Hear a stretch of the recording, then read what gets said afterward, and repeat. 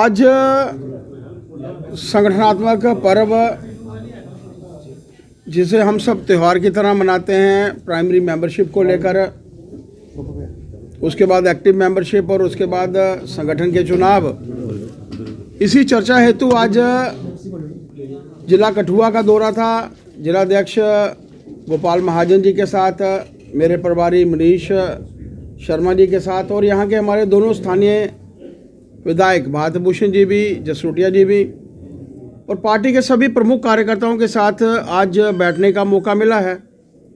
चर्चा हुई है और इस चर्चा के माध्यम से पूरे देश भर में और पूरे विश्व भर की जब हम लोग बात करें, भारतीय जनता पार्टी विश्व की सबसे बड़ी पॉलिटिकल पार्टी बन चुकी है।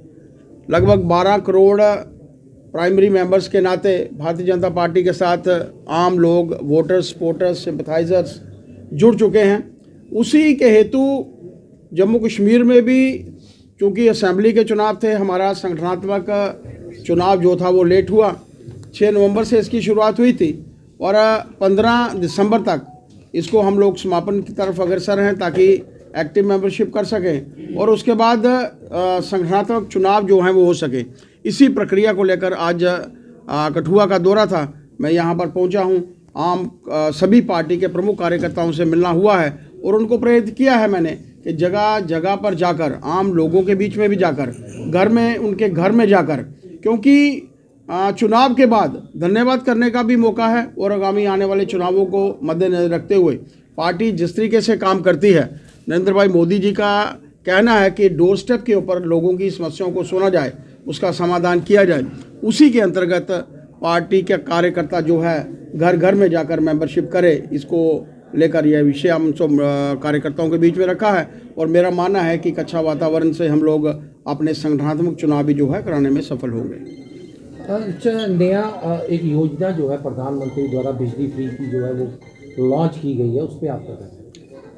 ऐसा है कि जब हम लोग समझते हैं विश्व भर में कुछ ऐसी वस्तुएं हैं जो धीमे धीमे ख़त्म हो रही हैं। पानी को हम लोग प्रॉपर यूटिलाइज नहीं करते, वो ख़त्म हो रहा है। इसी तरीके से बिजली का भी, बिजली में भी ऐसे प्रावधान है कि अगर हम लोग इसकी प्रॉपर यूटिलाइजेशन नहीं करेंगे तो कमी होगी, क्योंकि पानी की जब कमी होगी तो इस रिसोर्सेज भी कमी होगी। लेकिन सूरज देवता के माध्यम से सोलर जो बिजली का निर्माण है, मेरा मानना है कि बहुत अच्छा कदम है। कल भी मैंने इजी सोलर करके एक कंपनी जो है उसका शुभारंभ किया था। बहुत अच्छी सब्सिडी है और इसके माध्यम से लगभग ज़ीरो बिल जो है, पावर बिल लोगों को आएगा। मेरा एक ऐसा मानना है। सरकार भी इसी की तरफ काम कर रही है और देश के प्रधानमंत्री जी ने जो आह्वान किया है, मेरा मानना है कि एक बहुत अच्छा कदम है। इसकी तरफ मैं आप मीडिया बंधुओं के माध्यम से भी सबके ध्यान में लाना चाहता हूं कि इस विषय को हम लोगों को देखना चाहिए, क्योंकि सूरज की रोशनी से हम लोग उसको बिजली में कन्वर्ट कर सकते हैं और मात्र 0 बिल। मेरा मानना है कि कभी तो ये भी हो सकता है कि हम लोग उससे प्रॉफिट भी जो है वो अर्न कर सके। मेरा एक ऐसा मानना है कि बहुत अच्छा प्रयास प्रधानमंत्री जी ने। जम्मू कश्मीर में जिस तरह से रिजर्वेशन पॉलिसी को लेकर एनसी के जो एमपी हैं वो भी सवाल उठा रहे हैं, किस तरह से देखते हैं? रिजर्वेशन काफ़ी बढ़ गई और ओपन मैरिट को बड़ा नुकसान पहुंच रहा है, एस्पिरेशंस की वजह। ऐसा है कि रिजर्वेशन, जब यहाँ के जो नेता हैं, स्थानीय नेता हैं, ये यहाँ पर अशांति के माहौल के लिए आए हैं। जम्मू कश्मीर में चुनाव हुए थे, भारतीय जनता पार्टी 26% मत लेकर पहले नंबर पर रही थी। हम लोगों का कार्य, हमारे विधायकों का कार्य कि लोगों के बीच में जाएं, उनकी दुख तकलीफ़ें सुने, उनके कार्य करें।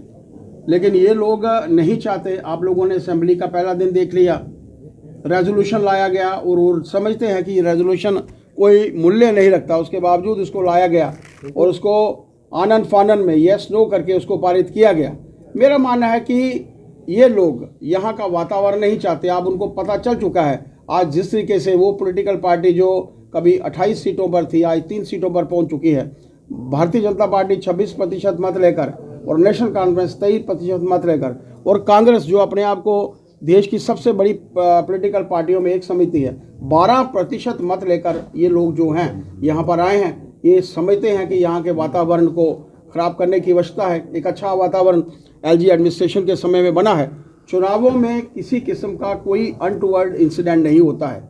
ये अपने आप में एक मिसाल है और यहाँ का वातावरण, जैसे मैंने कहा, असेंबली में विषय को लेकर, और असेंबली जो थी जिसमें कोई प्रॉपर डिस्कशन, जो पॉजिटिव डिस्कशन हम लोग चाहते थे, जो कंस्ट्रक्टिव वातावरण में हमारे लोग काम करना चाहते थे, उससे हम उन लोगों को जो है वो वंचित करते हैं।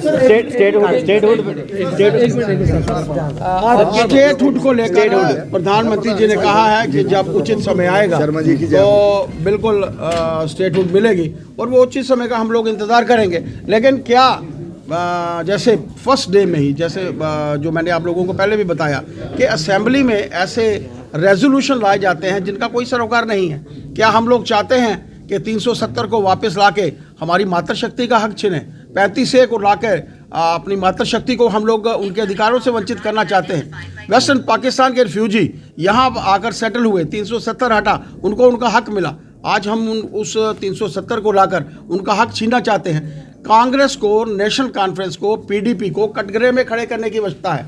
यहाँ की लोगों की दुख तकलीफ दूर करने के बजाय उनको बढ़ाने का प्रयत्न कर रहे हैं। 370 लाकर ये 100 परिवार हैं जो इसका फ़ायदा शुरू से लेकर आज तक करते रहे।